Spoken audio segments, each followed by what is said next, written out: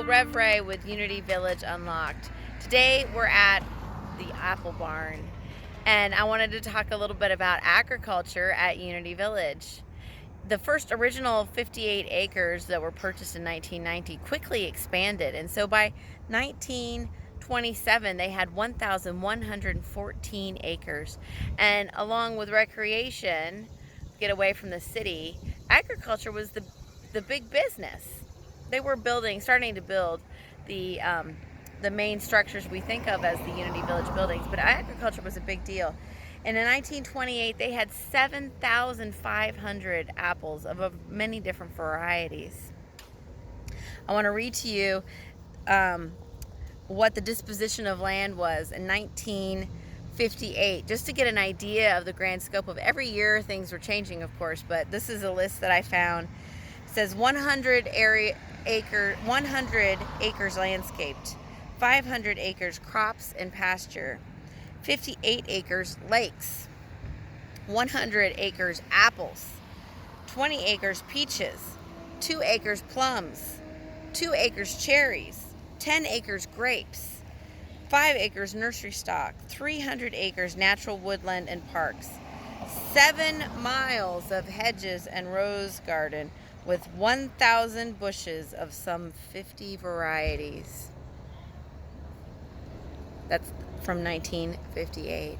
Now, eventually, they kind of moved on from the agriculture things. Various things affected the trees, and some of the pasture land was let other farmers work that land, and Unity focused more on the work of prayer and publishing and things like that.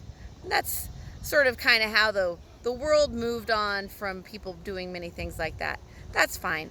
But a while ago, a group of Unity folks that were local here to the area decided, hey, we should revitalize the gardens. And so they've been utilizing the Apple Barn, and they have farm stands out here. They have greenhouses and gardens in the back. We're going to go see that in a minute. And people come on Saturdays out to Unity to the farm stand, just like they did back in the old days, have a farm stand, and we're going to go see what they have on offer today. Hello, I'm Jim. I'm the manager here at the stand. I'm glad you're here with us.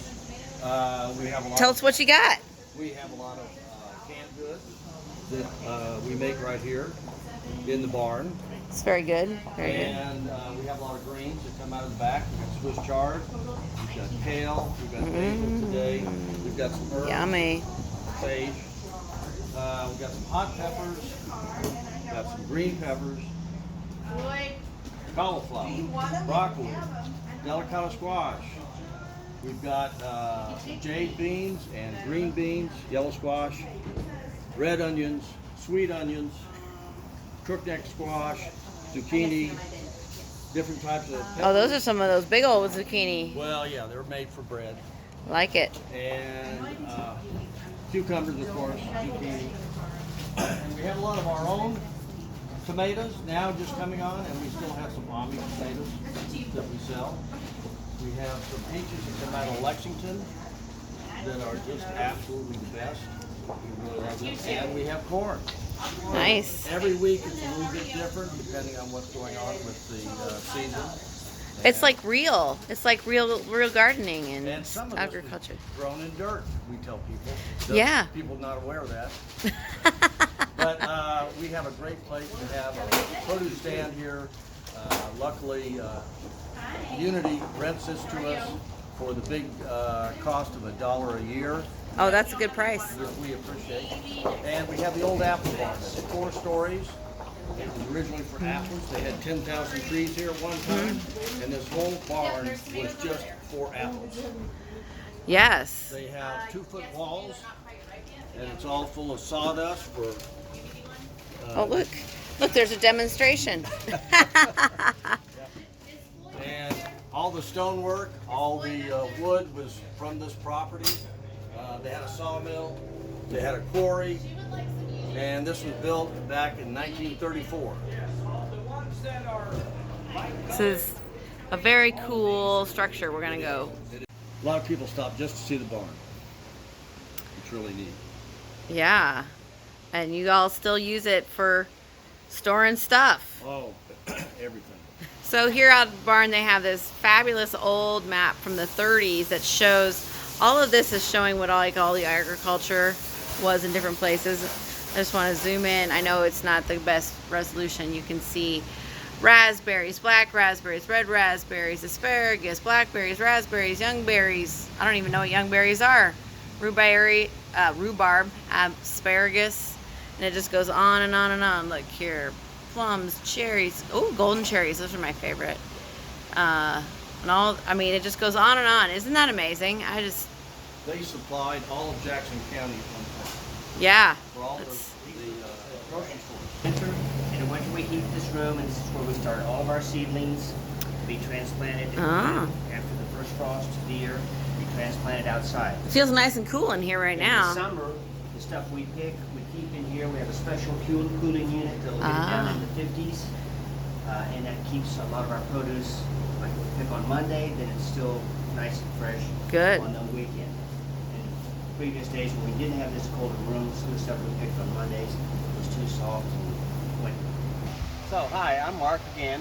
Not Mark again, it's Mark Martin. But again, we're out here at the high tunnel or hot house. This is where we start our tomato crop, and we usually end up about a month ahead of the outside produce. So we've got 4 different types of tomatoes in here. A couple months ago, this was full of lettuce in the middle of it, but it's gotten too hot for that. But, It's too hot for me too. Yes. Then we go outside, and in the background you can see a tall corn-looking plant that is popcorn. Oh, fun. Then there's an area of cut flowers that a lady Angela is doing.